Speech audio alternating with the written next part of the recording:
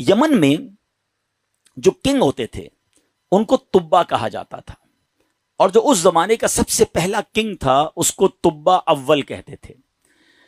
تبا اول بہت بڑا بادشاہ تھا، مسلمان تو تھا نہیں، ایمان تو لایا نہیں تھا، مگر تبا اول کا پلان یہ تھا کہ اس نے ایک بہت بڑا لشکر بنایا۔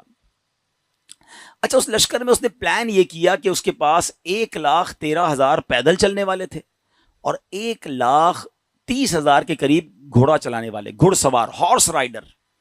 ٹرائی ٹو امیجن کتنا بڑا اس کا جلوس تھا، کتنا بڑا لشکر تھا۔ وہ اپنے پورے لشکر کو لے کر اس نے پوری دنیا کو ٹریول کرنے کا پلان کیا۔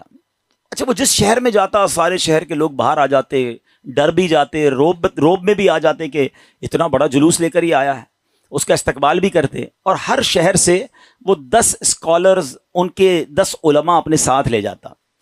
اتنا لانگ ٹرپ ہو گیا کہ اس کے پاس 4,000 علماء ہو گئے۔ اب انڈرسٹینڈ کریں کہ کتنے شہروں میں وہ گیا ہوگا، 4,000 علماء جمع ہو گئے۔ اب وہ ٹریول کرتے کرتے کرتے مکہ پاک پہنچا۔ اچھا، مکے جب وہ انٹر ہوا تو مکے کے لوگوں نے کوئی اس کو رسپیکٹ نہیں دی، کوئی اس کا استقبال نہیں کیا، اور کوئی جناب اس کا کوئی روب بھی نہیں پڑا۔ تو اس نے اپنے وزیروں کو بلایا کہ یہ کیسے لوگ ہیں، یہ شہر کیسا شہر ہے، نو بڈی کوئی استقبال بھی نہیں ہوا، کوئی ہمارا روب بھی نہیں ہے، کوئی دبدبا بھی نہیں ہے، ٹیک کیئر بھی نہیں کیا انہوں نے ہمیں۔ تو اس کے وزیروں نے بتایا کہ بات یہ ہے کہ یہ مکے والے جو ہے نا، ان کے پاس ایک بہت کمال کی عمارت ہے جس کو یہ کعبہ کہتے ہیں، اور یہ کعبے کا طواف کرتے ہیں۔ کعبے میں انہوں نے بت رکھے ہوئے ہیں۔ آپ کو یاد ہوگا کہ نبی پاک کی آمد سے پہلے کعبے میں تو بت تھے، تو یہ کعبے کی رسپیکٹ کرتے ہیں، باقی کسی کو گھاس واس نہیں ڈالتے۔ تو بڑا کرو فر والا کنگ تھا، اتنا بڑا لشکر تھا، اس نے کہتا اچھا ایسی بات ہے تو میں کعبے کو ہی گرا دیتا ہوں، کعبہ ہی ڈیمولش ہو جائے گا تو یہ کس کا طواف کریں گے، پھر یہ سب میرے پاس آ جائیں گے۔ تو اس نے ابھی پلاننگ کی، صرف سوچا، رات اس کے سر میں سیویئر پین شروع ہو گیا، خطرناک قسم کا درد سر۔ اس کی آنکھوں سے، اس کے کان سے اور اس کے ناک سے پانی نکلنے لگا، اور وہ اتنا بدبودار پانی تھا کہ کوئی قریب بھی نہ بیٹھ سکے، اتنا پریشان۔ اچھا، لشکر میں ڈاکٹر بھی تھے، ڈاکٹر بلائے گئے، طبیب آئے، بڑے بڑے علاج کیے، کوئی فرق نہ پڑے، 2-3 دن نکل گئے، تکلیف ختم ہی نہ ہو۔ تو ایک جو ڈاکٹر تھا، جو سب سے بڑا ڈاکٹر تھا، اس نے کہا دیکھیں یہ معاملہ جو ہے نا، مجھے آپ کی بیماری کا نہیں لگ رہا، یہ کوئی آسمانی معاملہ ہے، آپ کسی عالم سے پوچھیے۔ تو انہوں نے اپنے لشکر میں جو سب سے بڑے عالم تھے ان کو بلایا کہ آپ چیک کریں معاملہ کیا ہے۔ تو انہوں نے کہا یہ بتاؤ کہ تم نے کوئی غلط خیال تو نہیں کیا اس شہر کے بارے میں، یہاں کے رہنے والوں کے بارے میں؟ اس نے کہا ہاں، میں نے تو پلان کیا تھا کہ کعبہ گرا دوں گا، یہاں کے مردوں کو قتل کر دوں گا، عورتوں اور بچوں کو قیدی بنا لوں گا۔ تو ان عالم دین نے کہا کہ نہیں، تم نے غلط کیا، تمہیں نہیں پتا کہ یہ کعبہ کیا ہے، اس کا مالک وہ خالق ہے، وہ مالک ہے کہ اگر اس کے بارے میں، کعبے کے بارے میں نیگیٹو سوچو گے تو برباد ہو جاؤ گے، فوراً توبہ کر لو ورنہ تم خود ہی برباد ہو جاؤ گے۔ کہا اچھا ایسی بات ہے۔ تبا نے توبہ کر لی، جیسے ہی توبہ کی تو اس کا سارا درد ختم ہو گیا، وہ فریش ہو گیا، اس کی طبیعت ٹھیک ہو گئی۔ تو اب اس نے دین ابراہیمی اختیار کر لیا، اللہ پر ایمان لایا، اور اس زمانے میں حضرت ابراہیم کا دین چل رہا تھا، ابھی نبی پاک تو آئے نہیں تھے، اس نے دین ابراہیمی ایکسیپٹ کیا اور اس نے اللہ پر ایمان لے آیا۔ اچھا، اب وہاں سے پھر لشکر آگے چلا، اور چلتے چلتے چلتے ایک ایسی بستی میں پہنچا جہاں کھجور کے درخت تھے، بڑی خوشگوار وادی تھی، اور وہاں انہوں نے پڑاؤ ڈالا۔ اچھا، اس لشکر میں جو علماء تھے انہوں نے اپنی کتابیں نکالی، ان کے پاس آسمانی کتابیں تھیں، وہ پڑھتے گئے اور کہنے لگے یہ تو وہی جگہ ہے جہاں ہماری کتابیں بتاتی ہیں جہاں اللہ کے آخری نبی ہجرت کر کے آئیں گے۔ یعنی اس کا مطلب وہ ڈھونڈتے ڈھونڈتے آج کے مدینے میں پہنچ گئے تھے، جس کو آج ہم مدینہ کہتے ہیں نا، یہ وہاں پہنچ گئے تھے۔ تو 400 علماء نے کہا کہ بھائی ہم تو یہ جگہ چھوڑ کے نہیں جائیں گے، پتہ نہیں کب نبی پاک آ جائیں، اب ہم نے یہیں ٹھہرنا ہے، اگر تبا رہنے دے گا تو ٹھیک ہے، بے شک ہماری بوٹی بوٹی کر دے، ہم نے یہ شہر چھوڑ کے نہیں جانا۔ اطلاع تبا کو بھی مل گئی، تبا نے بلایا علماء کو کہ کیا مسئلہ ہے؟ تو کہا دیکھیں حضرت، ہم نے اپنی کتابوں میں پڑھا ہے، ہمارا حساب کتاب بتاتا ہے کہ اللہ کے آخری نبی اسی بستی میں آئیں گے، ہم اس بستی کو چھوڑ کے نہیں جائیں گے، ہم ان کے خادم بن کر رہیں گے، ان کے امتی بنیں گے، ان پر ایمان لائیں گے۔ اچھا، تبا بھی 2-4 دن پہلے ہی یا کچھ دنوں پہلے ہی مکے کی تعظیم سمجھ چکا تھا، اللہ پر ایمان لا چکا تھا، تو اس نے کہا اچھا ایسی بات ہے تو میں بھی رک جاتا ہوں۔ اس نے کیا کیا، 400 علماء کے لیے 400 گھر بنائے، ان 400 علماء کی شادیاں کروائیں، ان کو خوب مال و دولت بھی دیا۔ 1 سال تبا خود بھی وہیں رہا، 1 سال کے بعد دیکھا کہ نبی پاک تو نہیں آئے، تو ابو طبا نے ایک کمال کا خط لکھا. سنیے گا پیارے اسلامی بھائیو، یہ دنیا کا انوکھا خط ہے کہ اس کے لیے لکھا جا رہا ہے جو ابھی دنیا میں آئے نہیں ہیں. اور کس عشق والی زبان میں طبا بادشاہ نے وہ خط لکھا. اس نے لکھا کہ اس اللہ کے نام سے شروع جو عالمین کا رب ہے. میں جناب رسول اللہ صلی اللہ تعالی وسلم کی بارگاہ میں طبا اول حمیری سلام پیش کرتا ہوں، اور میں آقا علیہ الصلوۃ والسلام کی بارگاہ میں عرض کرتا ہوں کہ حضور اگر میں نے آپ کا زمانہ پا لیا تو میں آپ کی خدمت کروں گا، آپ پر ایمان لاؤں گا، آپ کی سنت پر عمل کروں گا، جو آپ کتاب لے کر آئیں گے میں اس پر بھی عمل کروں گا. اور حضور اگر میں پھر بھی آپ کا زمانہ نہ پا سکوں تو مجھے اپنی غلامی میں قبول فرمائیے، اور قیامت کے دن میری شفاعت فرمائیے گا، مجھے بھول نہ جائیے گا. بڑا کمال کا عشق والا اس نے خط لکھا. اس خط کو اس نے سیل کیا گولڈن اسٹیمپ لگا کے. اچھا، ایک اور مکان بنایا اس نے، اور جو اس وقت کے سب سے بڑے عالم تھے ان کو وہ لیٹر بھی دیا، اور کہا جب آپ نبی پاک سے اگر آپ کی ملاقات ہو جائے نا تو میرا خط انہیں دیجیے گا، یہ مکان بھی انہیں گفٹ کر دیجیے گا، اور اگر نہ ہو تو آپ اپنے بچے کو کہیے گا، آپ کا انتقال ہونے لگے تو اس کو یہ لیٹر دیجیے گا، اس کو کہیے گا وہ اپنی اولاد کو دے، تاکہ کسی طرح یہ خط جناب آخری نبی صلی اللہ تعالی علیہ وسلم تک پہنچ جائے. یہ کیسا عشق ہے. اب ذرا سنیے گا. طبا اول حمیری کا بعد میں وہ مدینے سے آگے گیا اور جا کے اس کا انتقال ہو گیا. آفٹر 1000 years، 1000 سال بعد 12 ربیع الاول والے دن مکہ مکرمہ میں نبی پاک کی ولادت ہوتی ہے، آقا کی تشریف آوری ہوتی ہے. نبی پاک 53 سال مکے میں گزارتے ہیں، اور اس دوران حضرت مصعب بن عمیر صحابی رسول ہیں، ان کو پیارے آقا مدینے بھیجتے ہیں کہ وہاں جا کے اسلام کی دعوت دو. مدینے میں تو فوراً اسلام پھیلنا شروع ہو گیا. علماء کہتے ہیں جو اتنی تیزی سے اسلام مدینے میں پھیلا نا، اس کی بڑی وجہ یہ تھی جو یہ انصار صحابہ تھے نا. مدینے والوں کو کیا کہتے ہیں؟ انصار. مکے والوں کو کیا کہتے ہیں؟ مہاجرین. تو جو انصار تھے نا یہ سارے انہی 400 علماء کی اولاد میں سے تھے. they were waiting from last 1000 years for رسول پاک علیہ الصلوۃ والسلام. یہ تو 1000 سال سے انتظار کر رہے تھے. جیسے ہی حضرت مصعب بن عمیر پہنچے، دیگر مبلغین پہنچے، اللہ کے رسول کی باتیں بتائیں، اسلام کی باتیں بتائیں، دھڑا دھڑ لوگ اسلام قبول کرنے لگ گئے. اچھا، اب قبیلے کے لوگ بیٹھے کہ آخری نبی تو آ گئے ہیں مکے میں، ہمارے پاس ایک لیٹر ہے، اب وہ پہنچانا ہے انہیں.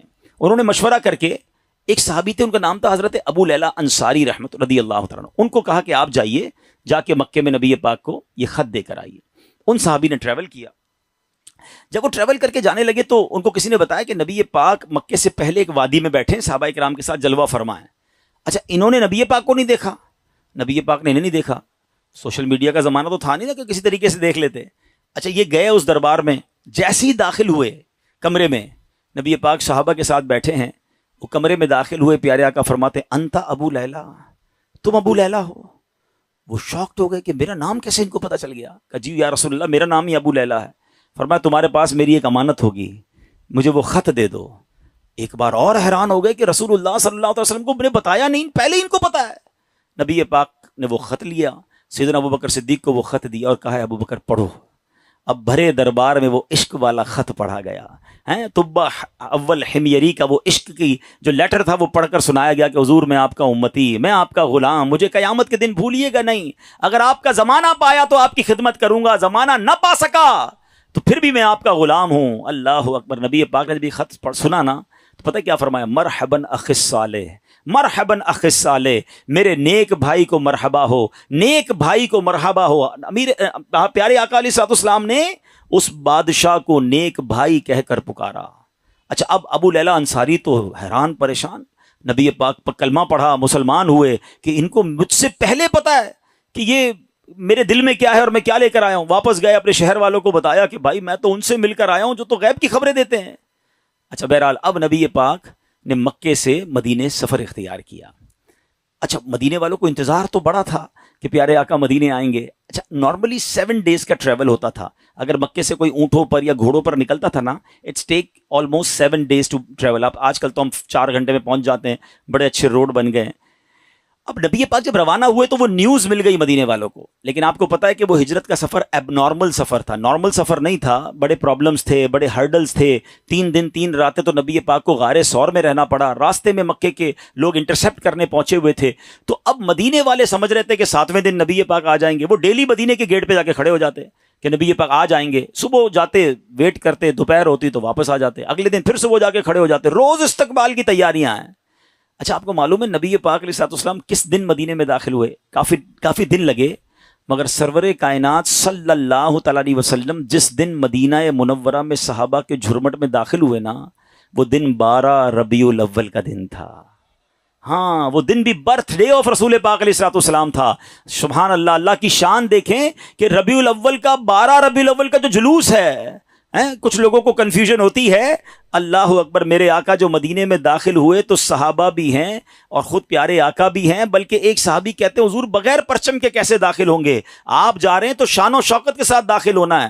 اپنا امامہ اتارا، تلوار پہ لگایا، اسے پرچم بنایا، اور جب مدینے میں داخل ہوئے تو ہر طرف سے صدائیں ہیں مرحبا یا رسول اللہ۔ بچیاں تیار ہو کر آئی ہیں، بچے تیار ہو کر آئے ہیں۔ عرب کے لوگوں کا دستور تھا جب کوئی بڑا ایونٹ ہوتا تھا وہ اپنا مخصوص لباس پہنتے تھے، اپنی تلواریں لگاتے تھے، بلکہ اب بھی اگر آپ دیکھیں ان کے تہواروں میں ان کے لباس الگ ہوتے ہیں، وہ سب اپنے اس لیول کے لباس پہن کر کھڑے تھے، کیونکہ آج ان کے لیے عید کا دن تھا۔ اور سبحان اللہ، اس وقت بنو نجار کی بچیوں نے سرور کائنات صلی اللہ تعالی علیہ وسلم کا جو استقبال کیا، جس نغمے کو گنگنا کر، جس نعت کو پڑھ کر انہوں نے استقبال کیا، آج بھی مکے مدینے چلے جائیں، کیسٹ کی دکانوں پر جائیں، بلکہ دنیا کے کسی کونے میں جائیں، یہ نعت عربی ہوں، عجمی ہوں، افریقن ہوں یا امریکن ہوں، سرکار کی یہ نعت دنیا بھر میں پڑھی جاتی ہے۔ اور وہ ان بچیوں نے یہ نعت پڑھی تھی جو آج سیرت کی کتابوں میں بھی لکھی ہیں۔ اور انہوں نے استقبال کیسے کیا تھا؟ وہ الفاظ کیا تھے؟ وہ الفاظ تھے طلع البدر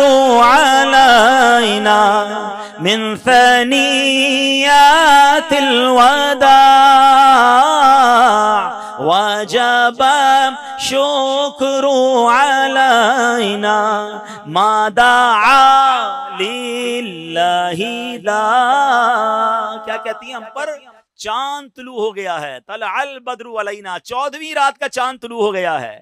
کہاں پر؟ سنیت الوداع کی گھاٹی میں، جس جگہ یہ استقبال ہوا نا اس علاقے کو سنیت الوداع کہتے ہیں۔ اور وجب الشکر علینا، ہم پر واجب ہو گیا ہے اللہ کا شکر ادا کرنا۔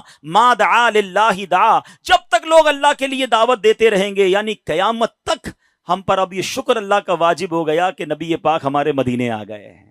آپ کو پتا ہے مدینے کے رنگ کیسے بدلا، مدینے کی تقدیر کیسے بدلی؟ مدینہ پہلے یثرب کہلاتا تھا، وہاں کی آب و ہوا میں بیماریاں تھیں، جو جاتا بیمار ہو جاتا تھا۔ اللہ اکبر، مصطفیٰ کریم کے قدم تو کیا لگے، مدینے کے غبار میں بھی شفا ہو گیا ہے۔ اب تو بیمار کو کہتے ہیں ٹھیک ہونا ہے تو مدینے ہو آؤ، ہیں جب سے قدم لگے ہیں رسالت مآب کے، جب سے قدم لگے ہیں رسالت مآب کے، جنت بنا ہوا ہے مدینہ حضور کا۔ کیا قدم لگے میرے آقا کے، بھاگ ہی جاگ گئے مدینے والوں کے۔ اچھا اب پیارے آقا جب مدینہ شریف میں انٹر ہوئے نا، everybody want to welcome and everybody want to host him، ہر بندہ چاہ رہا تھا کہ نبی پاک ہمارے گھر آ جائیں، کیونکہ اشتیاق بہت تھا، تڑپ بہت تھی۔ تو نبی پاک نے فرمایا کہ میری جو اونٹنی ہے نا یہ اللہ کے حکم سے بندھی ہوئی ہے، یہ جدھر جا کے رکے گی ادھر جا کر ہی میں نے رہنا ہے۔ اچھا اب ذرا تصور کیجئے، امیجن کیجئے کہ وہ اونٹنی مدینے کی گلیوں میں گھوم رہی ہوگی اور ہر صحابی یہ امیجن کر رہا ہو کاش میرے دروازے پر رک جائے، کاش میرے دروازے پر رک جائے، مگر بھاگ کس کے جاگے؟ سیدنا ابو ایوب انصاری رضی اللہ تعالیٰ عنہ، کہ وہ اونٹنی جو ہے ان کے دروازے پر جا کے رکی۔ اچھا اب ایک اور امیزنگ بات شاید بہت ساروں کو پہلی بار پتہ چلے گی، حضرت ابو ایوب انصاری رضی اللہ تعالیٰ عنہ کا ایک لقب ہے، ہم سب کہتے ہیں میزبان رسول، ٹھیک ہے نا، لیکن شاید لوگوں کو نہیں پتا کہ حضرت ابو ایوب انصاری اسی عالم دین کی اولاد سے ہیں کہ جن کو طبہ اول نے لیٹر دیا تھا، جو سب سے بڑے عالم تھے نا، یہ انہی کی اولاد میں سے ہیں۔ اور حضرت ابو ایوب انصاری اسی گھر میں رہتے تھے جو گھر طبہ نے نبی پاک کے لیے گفٹ کے طور پر بنایا تھا۔ گویا مطلب یہ بنا کہ یہ گھر نبی پاک کا ہی تھا، حضرت ابو ایوب انصاری اس کو ٹیک کیئر کر رہے تھے۔ آقا کسی کے مہمان نہ بنے، بلکہ سچی بات یہ ہے کہ میزبان نبی پاک تھے، مہمان ابو ایوب انصاری تھے۔ اور یہ کیسے ہو سکتا ہے کہ نبی پاک جن کے صدقے یہ کائنات بنی ہے؟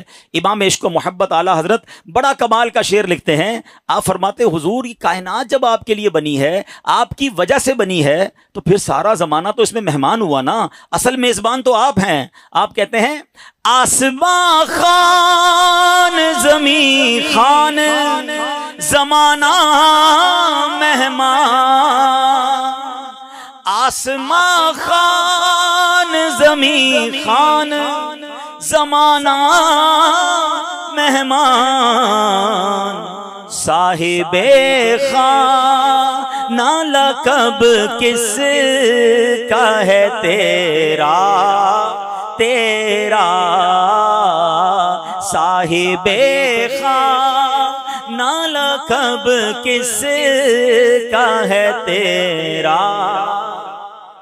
اب یہ عشق والی داستان سیکھنے کو کیا مل رہا ہے کہ یہ شان ہے میرے مصطفیٰ کی کہ دنیا میں آئے نہیں ہیں مگر چاہنے والے موجود ہیں، دیوانے موجود ہیں، سرکار پر سب کچھ نچھاور کرنے والے موجود ہیں۔ جبھی تو شاعر کہتے ہیں ایک میں ہی نہیں ان پر قربان زمانہ ہے، جو رب دو عالم کا محبوب یگانہ ہے۔